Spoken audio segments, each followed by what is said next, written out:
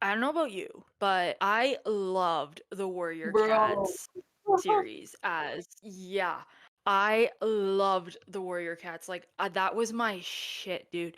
I spent so much time reading them. Although I never really like caught up with all the lore because there's like 17,000 books. But what I do know is that I loved Warrior Cats because I loved cats. I don't know if you ever read them, Kira, but because you were kind of more into like your like vampire Let books, I me be think. on Team Cullen, okay? But I know you're freaking obsessed with those little things. Oh yeah. And I guess I've always like loved cats and they I guess like for me like I know we talked about like furries in a few episodes ago, but I was never a furry. I just liked reading books about animals just because they were more entertaining to me, probably because I was like 12 and I didn't care about like romance yet. Even though okay, like full disclosure though, like Warrior Cats actually is like really really serious. There's like a lot of dark themes in it. This is not an episode about Warrior Cats though. We're going to be talking about cats, and we're going to be talking about the man who was responsible for raising like the social status of cats and making people like cats. And this guy was known as the mad cat artist, Louis Wain. So Louis Wain was really known for his interesting portrayal of cats in his paintings. He was a painter from the late 1800s to the early 1900s, but unfortunately, his life was really tragic and his art kind of has become almost like a spectacle because of his mental health and how he slowly went mad. And it's a huge argument whether he really was schizophrenic or if that was just his stylistic. With Louis Wain, he started off by painting these cats that were kind of anthropomorphic. And then they started to get very stylistic where they eventually no longer looked like cats anymore. They just looked like a bunch of color.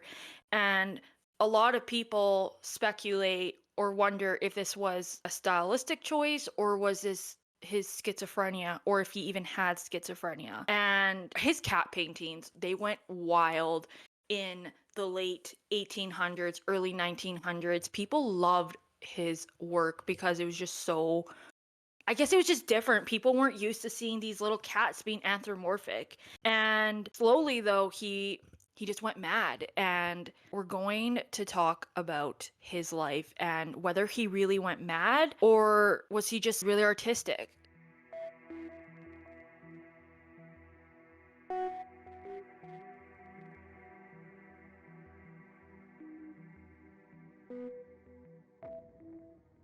Welcome to the Decomposing Flower podcast. I'm Jen. With me is Kira. In this podcast, we talk about all different things true crime, true events, anything that we find interesting. If you have a topic that you would like for us to discuss, you can let us know. We have a Google form or you can comment below. In today's episode, we are going to be talking about Louis Wain, like I said, and his life and how he went slowly mentally unwell. I don't want to use the word insane because I know that is a word that most people who do struggle with mental illness do not like. I do want to give a few disclaimers. Everything that we discuss is things that I have found online through articles and papers and just my own like research and all that. But if anything I say is incorrect, feel free to let me know. And a little other disclaimer, we are going to be talking a lot about like depression and schizophrenia. A lot of the information at the time of his life was very outdated. Like it's very outdated now because it was very early on. And so some things might not actually be true. This is a huge debate whether Louis Wain really was schizophrenic or if he was autistic or if he was just like, just like every other artist where you're just like a little bit unique. Some trigger warnings. We will be talking about mental health, cancer, schizophrenia. We're gonna be talking about death of a pet and mentions of insanity and stuff like that. So if any of that is too much for you, feel free to watch another episode of ours. But I think with that, we can go into this episode. So, Kira, do you know who Louis Wain was? No idea. So, Louis Wain was born August 5th, 1860 in London.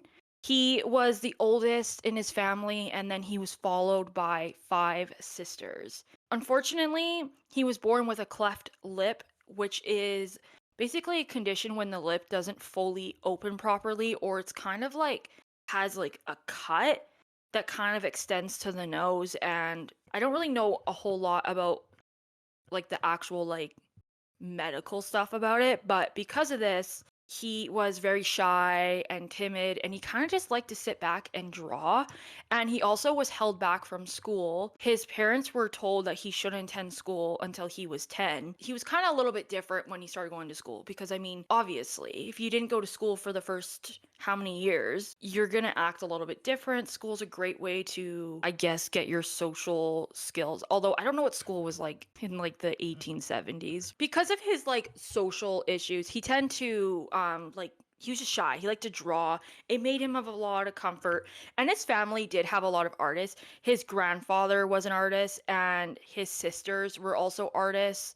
And he did eventually attend school at the West London School of Arts, and he actually worked as a teacher's like assistant. And then he eventually became a teacher teaching like art and all that, but his father ended up passing away, and so Louis actually had to become the sole provider of his family since all of his sisters were not married, and so they weren't really able to, go and make a lot of money. And so he was the man of the house, which meant he had to provide for his family.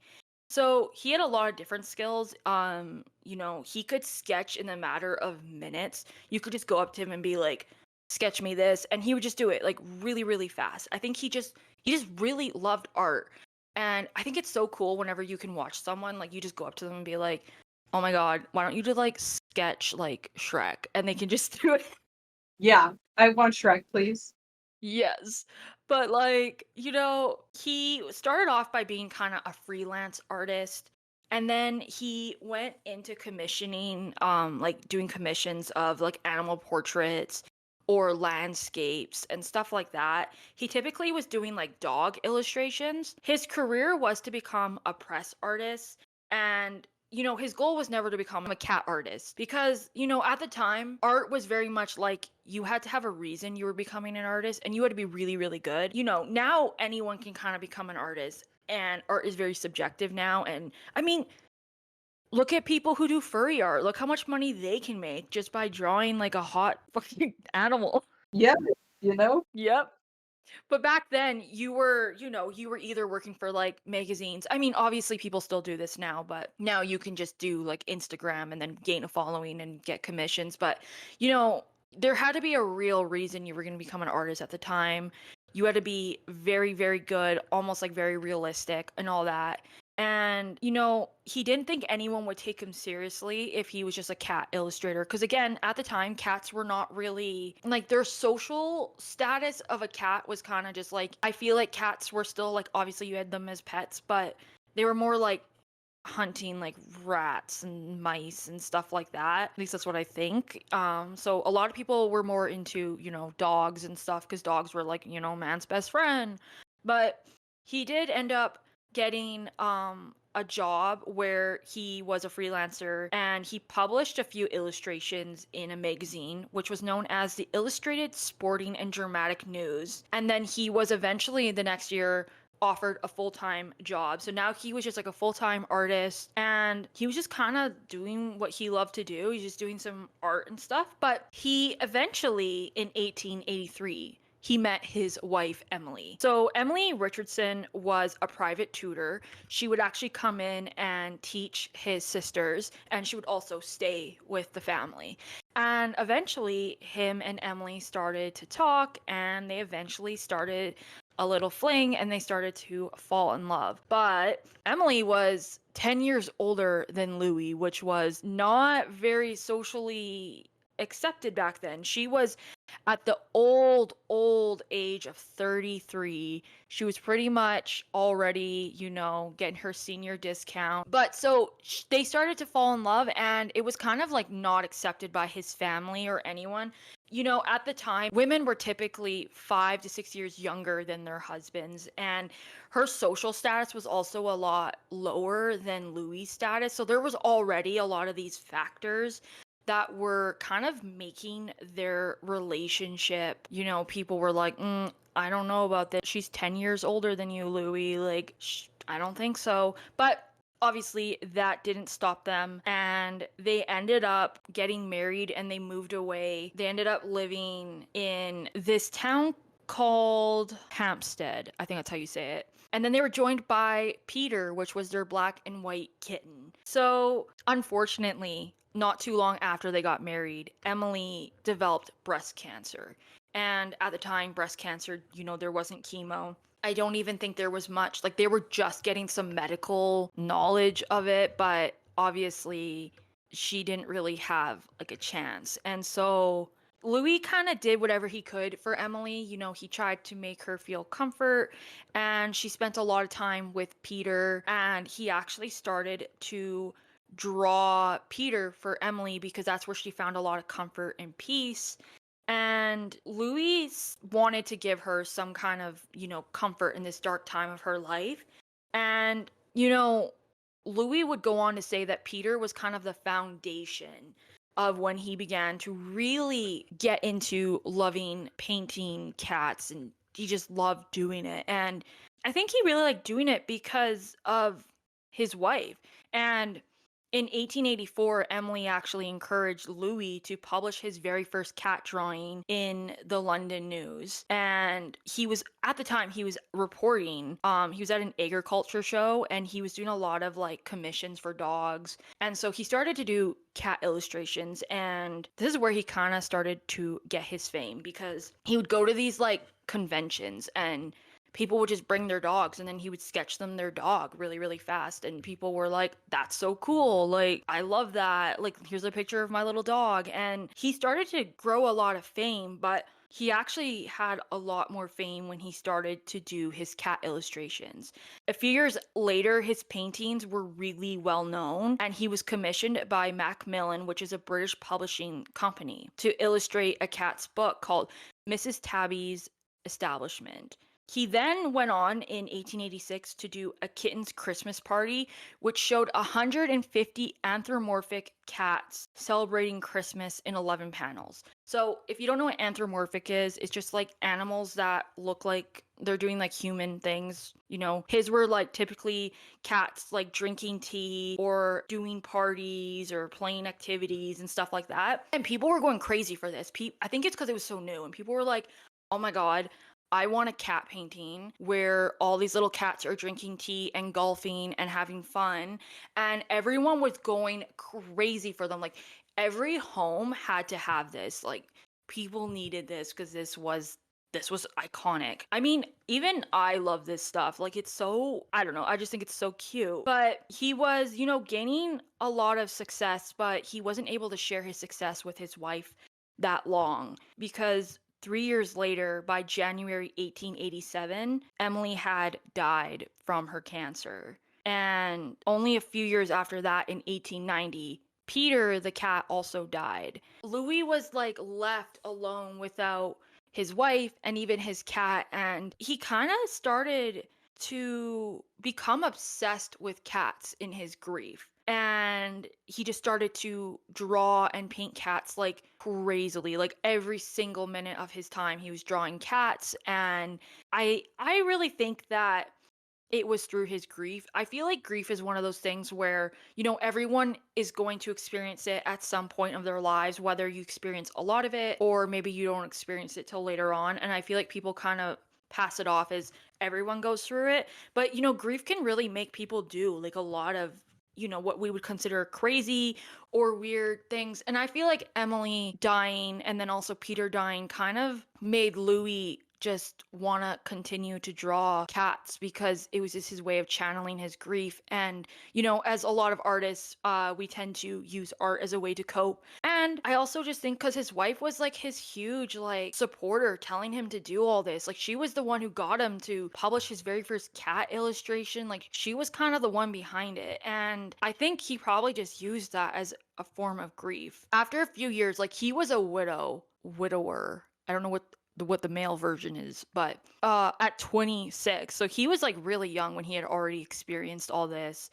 And So he ended up renting rooms in Westminster and he moved into these like boho circles with like a lot of like artsy people, like artists, journalists, musicians, and he just started to kind of join these types of people. And he also was doing more commissions and he was playing the piano and he was doing all these fun things. And his obsession with cats just continued to grow and grow. And he was just drawing countless cats. He became the president of the cat club, the very first cat club.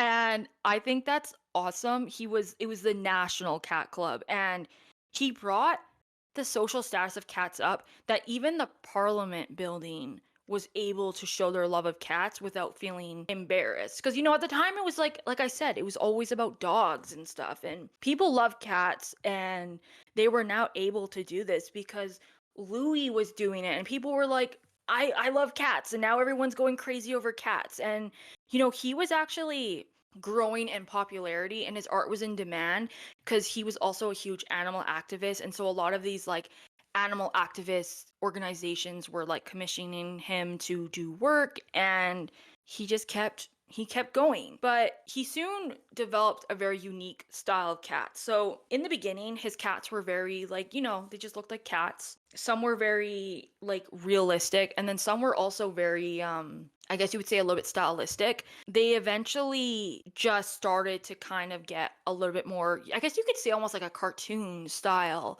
And he was slowly changing his unique styles all of the time. And he ended up reconnecting though, like with his family, and they all moved to a seaside resort in Kent.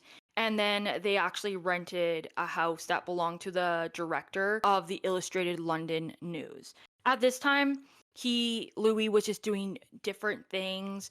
He was gardening, he was running, he was doing sports, and his sisters were also becoming artists themselves. And they weren't really making a whole lot of money at the time. So Louis was still just like the provider, but they were still like, they were kind of reconnecting from the time they had lost because his family really didn't like that he got married to Emily. And they like, they kind of didn't talk during those few years, which I think is really sad. But he, continued to do art. But unfortunately, Louis, he was just taken advantage of. So a lot of these publishing companies and businesses would just kind of like buy his art and he didn't like copyright it. So unfortunately, he would undercharge first of all, and then he didn't have any copyright. So what would happen is he wasn't getting any royalties, and they were being mass printed on like postcards and advertisements and just prints. And his bills were becoming short, and because he wasn't making a whole lot of money, and like his stuff was being mass printed. And when you're an artist, you obviously want to copyright your work, because if you just sell one painting or one drawing or whatever it is and you're only making the one like sale, when if you copyright it and you get it mass printed, you get royalties, and he wasn't getting any of that. And it really hurt him in the long run because he was making a lot for a while and he was popular, but he wasn't really making what you would think as a popular artist is. Like, he still has struggled to pay his bills, and he usually was paying his bills by using like paintings or illustrations, and still he wasn't really making a whole lot. He eventually tried different types of styles, and he went into doing like children's books and illustrating, writing children's books. He wrote over 100 of them. And he even did different styles like water painting. He did one of the very first cat cartoon like on the screen, and it was a film called Pussyfoot, but it really flopped and it didn't do well. So I think he didn't really continue with like animation. I mean, it definitely was very early on. He actually got a contract in New York and he went there for a few years, and he was working there for a newspaper. And then he eventually had to move back after his contract ended. And he ended up trying this new unique style of art, which is futurism. So futurism is like art that is more about like the energy of something, and you might take like an object or whatever it is and you just do more of the energy, so it doesn't really look like that thing. And he was doing this with his cats, and he called them futurist cats, and they were kind of like these little ornaments and these little objects that he did. Although a lot of people didn't really like them. Some people did, some people didn't.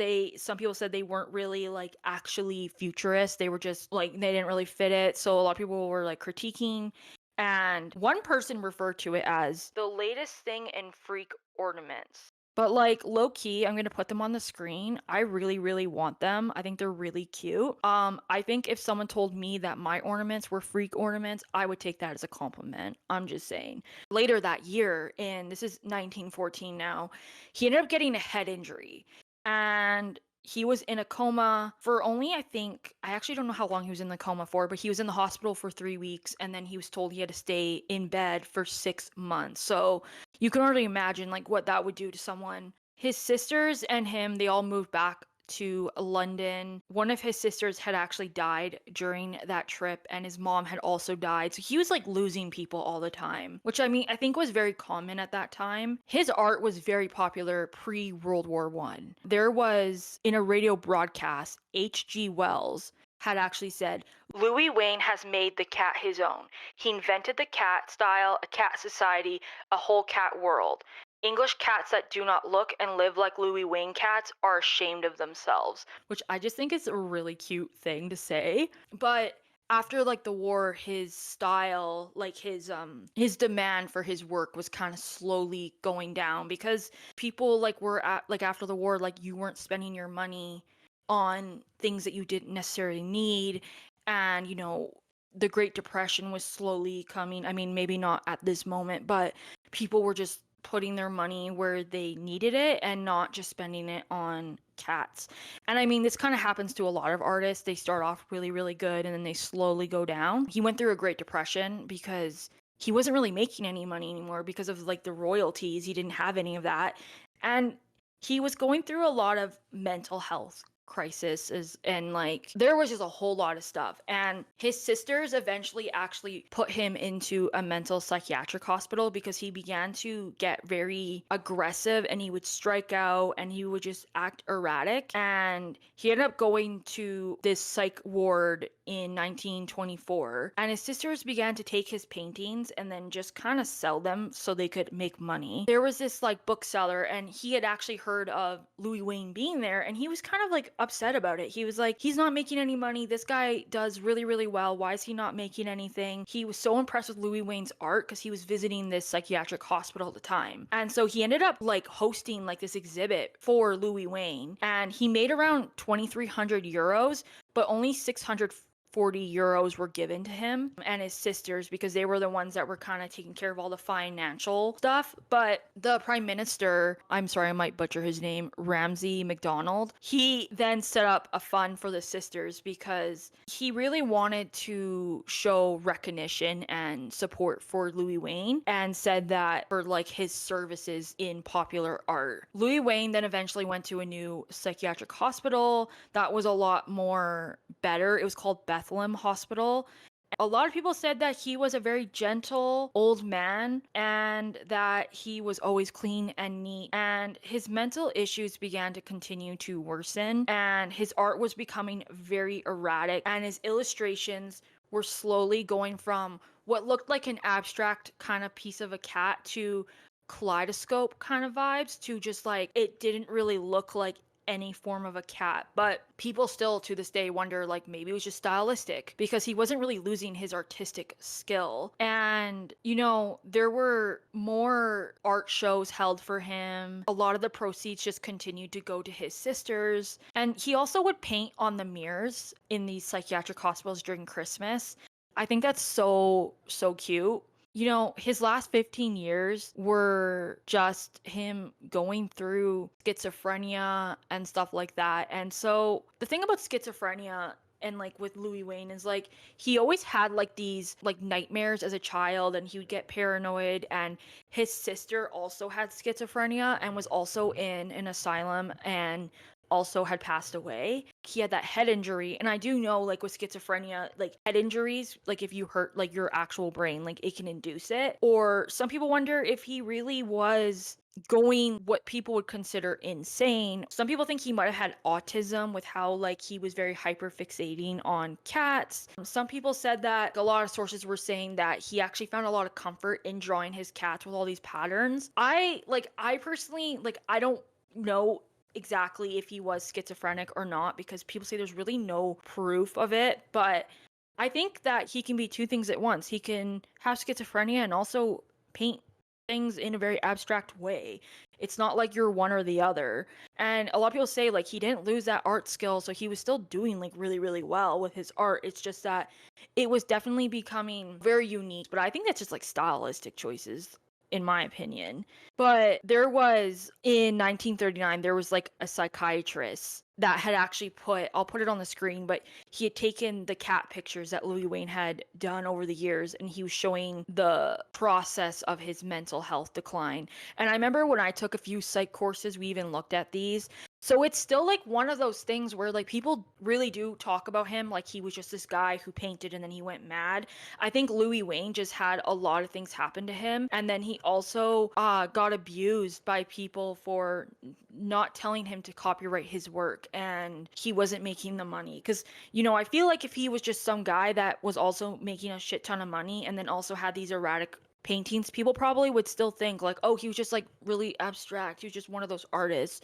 But it's really hard to know. But unfortunately, he ended up having a stroke in 1938. And then in the summer of 1939, he ended up passing away. And a few months later, there was an exhibit held for him. It was just a way to honor his life. Even though his life was very tragic in some kind of way, he really was very popular and he kind of built this type of genre of art. And some people say that he even kind of created the whole psychedelic style of art, which I can kind of see that with all like the or all the like kaleidoscope types of style of art. And I think it's really sad that he kind of just gets labeled down to someone who might have just been mentally unwell. Decades later, more of his art began to show interest, and in like 1968, there was another exhibit at the Victoria and Albert Museum, and they did a whole exhibit on all of his work. And even today, like people still love his work. You can still go see his stuff, and it's estimated that he painted and drew over 150,000 cats. Oh my god. Yeah, I think that's awesome, low key. There's actually a movie that Amazon did in 2021, which I did watch. It's called The Electric Life of Louis Wain.